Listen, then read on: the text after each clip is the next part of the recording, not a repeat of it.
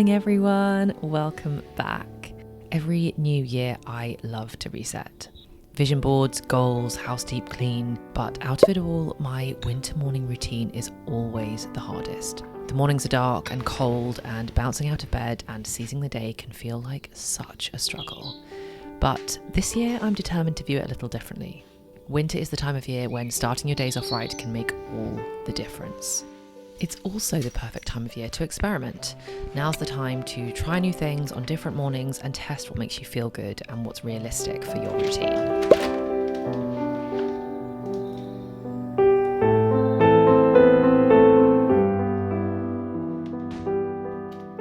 For me, I love the feeling of knowing I'm getting a bit of a head start on my day, so I like to challenge myself to get up early. Early, of course, looks different for everyone.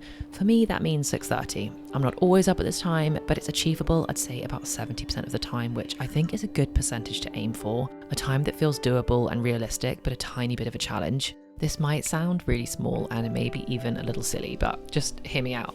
Knowing I've completed something that I set out to do before my day has even really started gives me such a shot of confidence that I can carry with me throughout the day. I'm always trying to compare myself to the me of the past, to acknowledge how far I've come, and the me of the future. And future Ellen gets up early and she makes the most of every single day. So on the mornings that I show up and act like her, it feels so good. But without a doubt, the biggest reason for a morning routine is to give yourself time to experience the little joys before the busyness of the day really kicks in. And this, the first cup of tea of the day, is one of those perfect morning moments for me.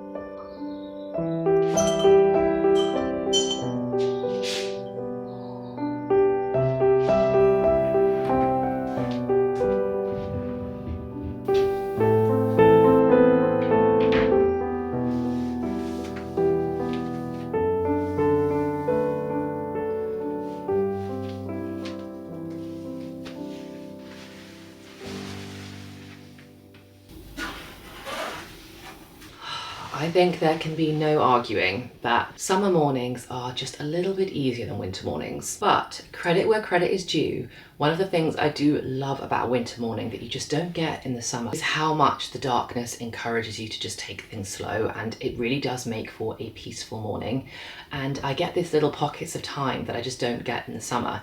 For example, I've just made my cup of tea, I've got ready, I really want to go for a run this morning, but it's still quite dark, so I need for the sun to come up just a little bit more before I feel like I can head out on my run. So I just get to potter. I've got my cup of tea, I unloaded the dishwasher, and I've just got 10 minutes of like pottering time, and I don't feel like I've got enough of that in my life, so it's really nice as a little element of my morning, my winter morning routine, to just like potter around the house with a cup of tea while you wait for the sun to come up, which is what I'm doing now. And so I thought this would also be a good moment to talk to you a little bit about sleep. Sleep is one of my priority health goals for 2025. I keep reading more and more terrible things about the negative health implications from getting poor sleep and the incredible benefits to your health if you get good quality sleep. And two of the most important factors for aiding good quality sleep are darkness, making sure that you're asleep in darkness to help regulate your circadian rhythm, and not being too hot, so having cool temperatures. So the winter is literally the perfect time to me to try and embed super healthy sleep habits into my routine, so I can then take those embedded habits with me like into the rest of the year. And one of the things that I recently started using that has been helping my sleep so much is the Pure Moment. So Pure are very kindly sponsoring this part of the video. And let me tell you, the Pure Moment is so much more than a bedside alarm clock, which is what it appears. It truly is like a sleep companion. When you're going to sleep at night, you can set a sleep timer, which basically means that if you prefer to go to sleep to a little bit of ambient light, if you prefer to go to sleep to some sounds or some noises, I know that when I lived alone, I didn't like being in complete silence when I fell asleep. So I usually had some kind of music or radio or an audiobook playing as I drifted off to sleep. And you can set a timer on that. So you can say, for 15 minutes, I want the light and some kind of sound to be playing. And then once you've drifted off to sleep, those things will then switch off to give you a very restful, quiet sleep. I also love that the display function dims once the lights go off. So once I've turned all the lights off in here, it's completely dark, I'm going to sleep, the light dims, but I can still actually see the time. It means that I just have absolutely no need for my phone during the night. One of the things that used to absolutely disrupt my sleep in a very negative way was the fact that I used my phone for the clock. So I pick up my phone to see the time if I ever woke up in the middle of the night. To me, it immediately triggers like all the things that are associated with it, like all the jobs you have to do, all the people you need to talk to, etc. The fact that when I'm going to sleep, I get to put my audiobook on here, there is something about the Pure Moment. I don't know if it's about like their speakers or what it is, but there's something about my audiobook coming out of here as opposed to out of my phone that is so much more like soothing of a sound. I also love the wake up functions of the Pure Moment as well. The personalization options are, it truly feels like they're endless. There are so many different ways to start your day with a Pure Moment. One, there's a sunrise alarm clock, so the brightness of the light at the back will grow to be at full brightness at the point you set your alarm for if you prefer to wake up to natural light, which is such a good way to trigger your circadian rhythm. If you do choose the option of waking up with natural light, I really recommend it. I have been doing a bit of a combo of waking up with the sunrise setting so my room naturally gets brighter up to my 6:30 alarm time, and also having one of their ambient sounds. They have so many different sounds that you can choose from, whether that's like beach, cafe, a storm, like a running river. There's even like a city one. Honestly, there's so many. I love the birds one personally. So I wake up to sunrise and the bird noises, and it's such a peaceful way to start your day. You can also set multiple different alarms. So if you want alarms going off at different times, you can have that option as well. There's also an alarm backup battery. So if there's a power cut, power goes out, or this somehow accidentally gets unplugged, your alarm will still go off in the morning. Honestly, it feels like they've truly thought of everything. And like I said, I think the best thing about it is the personalization options are endless. We're also different, and the ways that we like to sleep will be different. But if you have been in the market for a bedside light, an alarm clock, a sound machine, then I highly recommend the Pure Moment, which just wraps all of those things into one. I will pop the link to this exact one that I've got in the description box. It comes in 2 colors. This is the cotton white, and I just think it helps, doesn't it? When the alarm clock next to your bed just looks so beautiful, and I just think it's super aesthetic as well, which is an obvious perk. So you can see I've still got mine plugged in, which is why I'm dragging it all the way across here to show you. But definitely check out the link in the description box if you're looking for something like this, and thank you very much, Pure, for sponsoring this part of the video. Okay, I feel like it's finally starting to get light, thank goodness. It is looking like it's a bit of a grey morning, which is a bit of a shame. It doesn't look like it's raining just now. I'm gonna go get my socks and shoes on. If it started raining by the time I get downstairs, we will skip and we'll just go straight to the gym. But hopefully we can go to the park and do a bit of a run. It's gonna be my first run in months, so it's definitely gonna be a slow one, but let's see how we fare. Right, let's go get some movement in.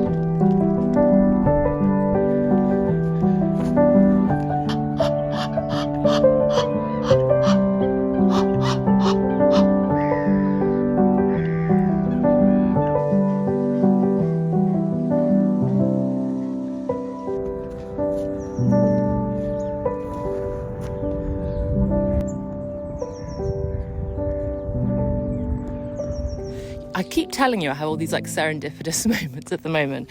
Here's another one for you. I'm so pleased that I decided to come to the park, even though like it's not raining, but you know, when it's all just kind of like damp, like it's very grey, it's very damp. But I'm so pleased I decided to come and do a run instead of go to the gym, because if I'd gone to the gym, I would have just done whatever I was going to do to whatever fitness level I am. But because I've come for a run and I haven't been running in so long, I'm so out of breath that it means I keep having to stop and it's actually perfect because having to stop when I'm in such a beautiful place, my face is all frozen as well, so I feel like I can't talk properly, but having to stop so I can like properly look around and just take it all in. And I'm telling you, like, the ducks and the birds are on fire today. That heron was amazing. I didn't manage to get a clip because I was just enjoying the moment, but I was just running along the side of the river. Probably not a river, it's probably more of a stream. And like this heron like came into land and then started walking along the riverbank, like on the other side to me. It was magical. And then these geese were like properly following me. Anyway, I'm having such a nice time. This is also me procrastinating and stopping halfway through because I was like, I'm dying, I'm out of breath. Probably only run about 1.5 kilometers. So I'm going to try and do another 2. And then I feel like if I can round out on doing about 4k in like a stop-start manner, that'll do me just fine, and then we can head home. But yeah, I'm having such a nice morning. As always, it's my reminder that morning movement is literally always worth it, and I don't do it enough. And it's always good when I do it. Don't know why I don't do it every day. Feels good every single time. This is my reminder to you as well. If you're trying to make a plan for tomorrow or the next day, then maybe schedule in some morning movement, whatever that looks like, because it feels so good. Right, okay, enough procrastinating. Let's get back to it. Look at this huge tree that's fallen over that you're propped on. Isn't that amazing? I mean, sad, but amazing. Right, enough, Ellen. Let's go. Let's keep running. Whew.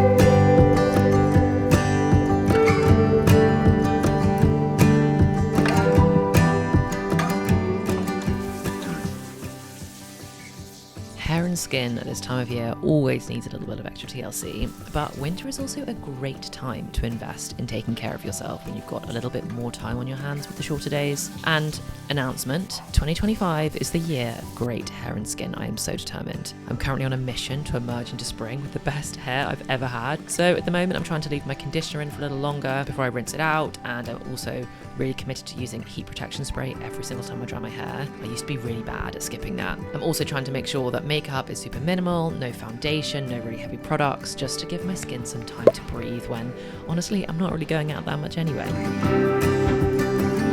And then finally, breakfast time.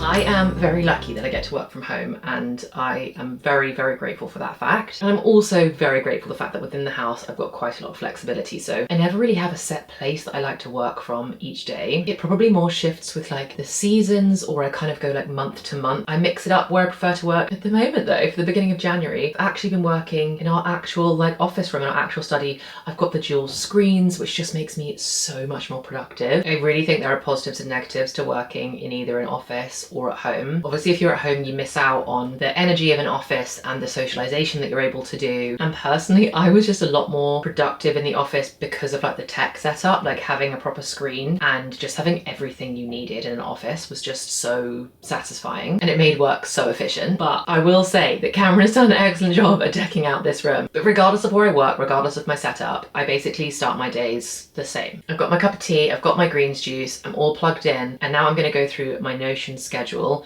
The template that I use, I bought the template from the Productivity Method. I'll link that one if you want to have a look at it. It's quite a comprehensive template, like there's loads of different pages, which I found a little bit overwhelming, but it does have what I need within it. And then I've basically edited it and like streamlined it, customized it, I suppose, to suit me. But I do like the schedule function of basically each hour of the day, like what my plan is for the day. So I'm going to go through that now.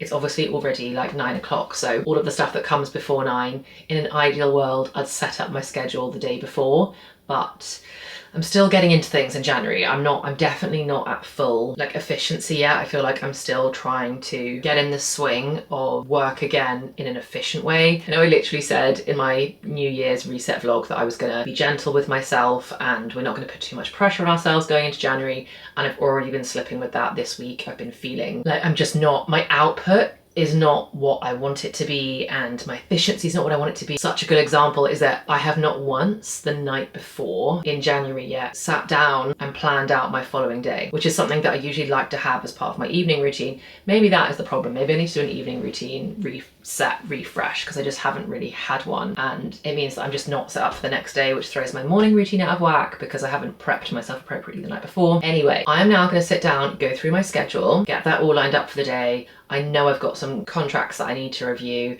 and a few emails I need to send. So I'm going to try and get like urgent tasks off my plate this morning because it just frees my mind up to be able to enjoy a more like creatively spent afternoon, or that's what I'm feeling like today. I'd rather get some of these things off my plate that are making me feel a little bit anxious or that I know are weighing on me, and then this afternoon I can just basically spend the whole afternoon editing and planning out my content for the next couple of weeks. So I'm going to do that now. Like I said, I use Notion mostly to plan my day, but then I do also need a notebook as well. I have tried so many physical planners and I just haven't found one that works. I'm not sure having a physical planner is for me. I like having a physical notebook where I can make all of my notes in here, jot down all of my thoughts, do all my journaling just on plain lined paper.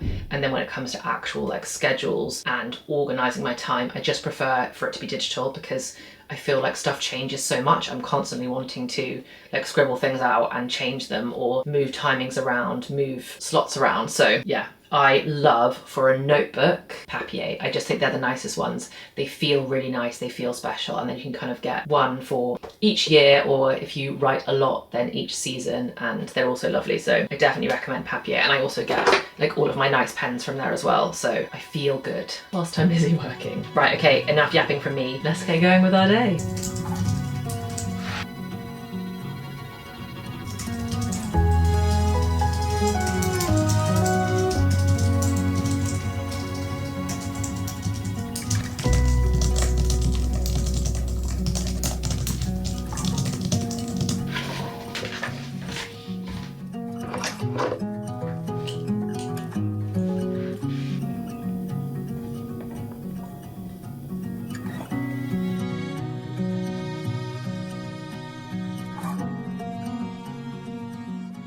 You might have noticed that I've cut a few elements out that I normally have in my morning routines at other times of the year, or I guess just items I've had in there in the past. Right now I'm not doing any journaling or reading first thing, and I'm saving those for the evening. I'm still learning as I go, but for right now, the simpler the morning routine, the better, and the higher chance of me ticking it all off. So to recap, my routine at the moment currently looks like this. Early start, 6:30 a.m, cup of tea, morning movement, slow shower with extra skincare, a savoury breakfast with vitamins, and then starting work by 9 a.m. I really believe that morning routines should look different for everybody and should be personalised and customised to you and whatever suits you and your lifestyle. But hopefully this has been a little bit inspiring, or there are some ideas in here that you think could work for you as well. But thank you so much for watching. I hope you have the loveliest week, and I cannot wait to see you in the next one. Bye guys.